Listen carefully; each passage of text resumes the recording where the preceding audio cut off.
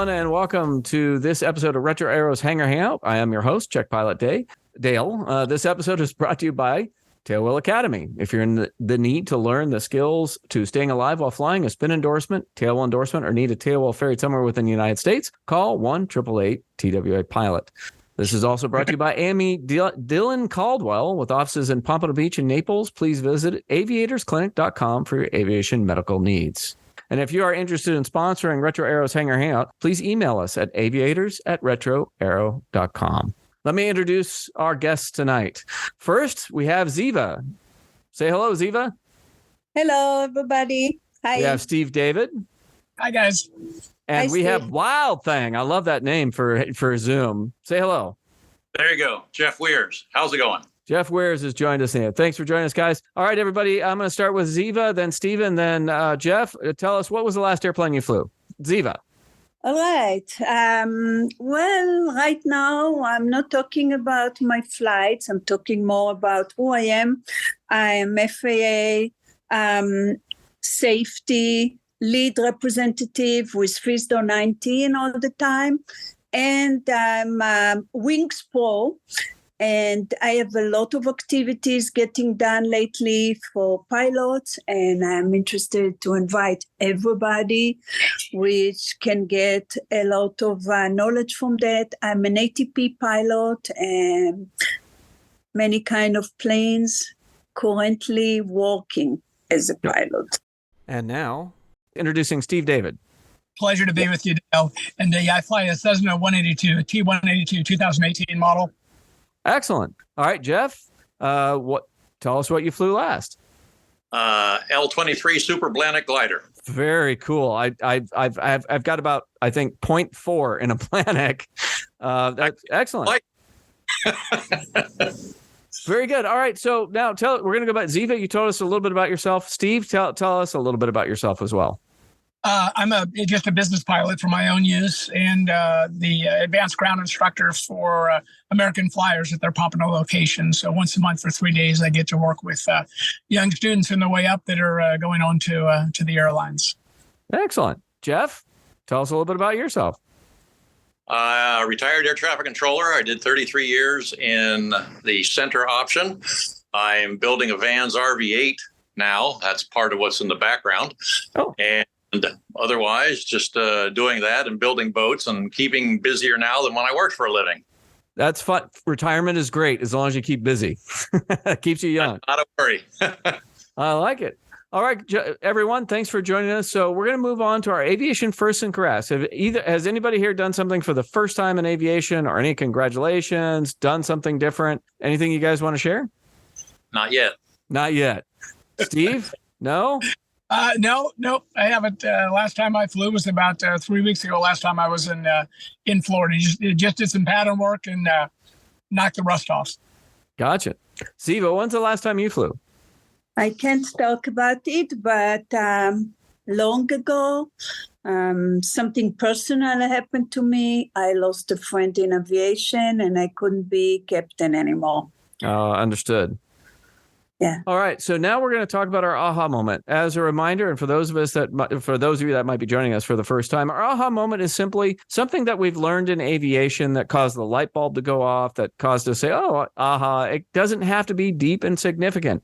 In fact, it could be simply that you learned what the PSI and the tires of the airplane were. It could be, as simple or as complex as you like.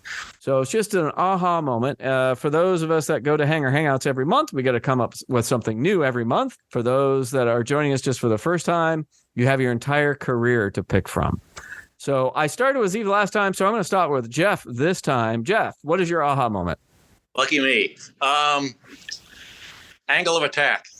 That was once I kind of heard about it and understood it, it changed significantly how I thought about bank angle and airspeed and things like that. Angle of attack obviously is relevant regardless of your attitude. So it's significantly more important to think of it that way in energy management than what particular airspeed versus angle of bank, et cetera, that you're in. Did you have any particular incident or a certain moment where that angle of attack really came through? Not a specific one. I did aerobatic training, and that helped a little bit, but the angle of attack really came in literally after reading an article in the EAA magazine and watching some online video about it. Oh, very good. Yes, it doesn't. We emphasize to everyone from the get-go that angle attack is what matters. The position of the airplane in the universe doesn't matter, but it sometimes it takes an article or just that certain moment for it really to sink in. Yeah, and my training occurred, 40 plus years ago. So back then, AOA wasn't really a significant indicator in the general aviation initial learning process. So I'm low time. I'm only 250 to 300 hours max. Well, that's not low time these days. That's actually fairly experienced. All right, Steve.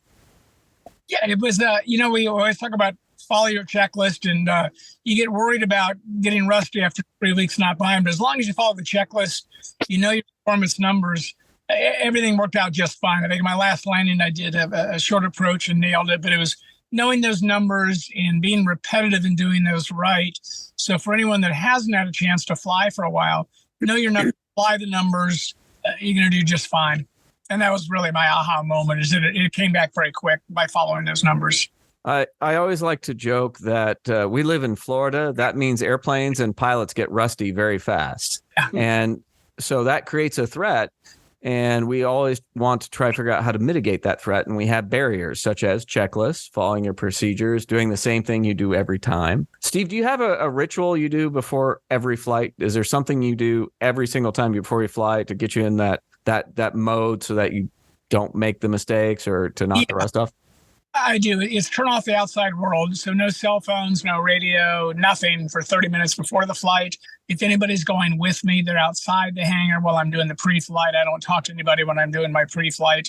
Maintaining the sterile cockpit during taxi, takeoff, and landing. And those are absolutes. They're non-negotiables. And as long as I do that, I'm able to focus on what I need to do and make sure that the pre-flight is thorough and all the procedures are thorough as well. I really like that. I never thought about that, but just saying, nothing personal, but I'm going to go pre-flight, stay out of the hangar is a great idea. I've never thought of that before. But yeah, distractions from passengers asking questions or cell phones and whatnot, and that's an easy way to miss something. So that's a really great technique I'd never have thought of before. I like that. Ziva, yeah. I know it's been a while since you've flown, but looking back at your entire career history, what was what aha moment would you like to share with us?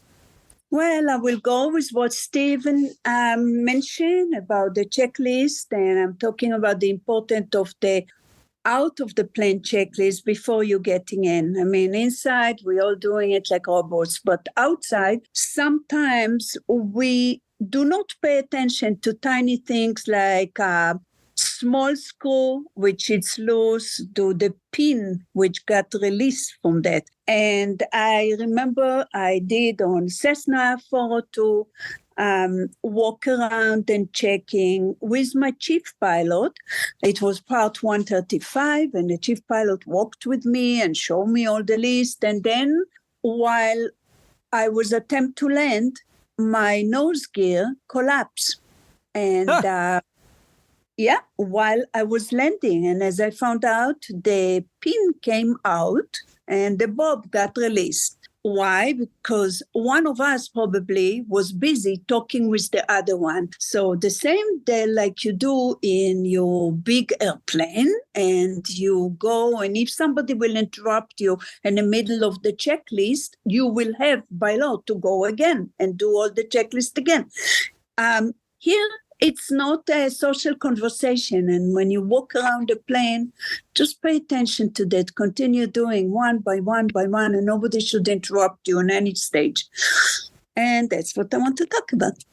That's very good. Yeah, we have a rule in the airlines that if the checklist gets interrupted, we have to start over from the beginning, because you never know what you may have missed in the process. So that's a really good aha. And very dramatic way of realizing you missed something small, so the gear collapse.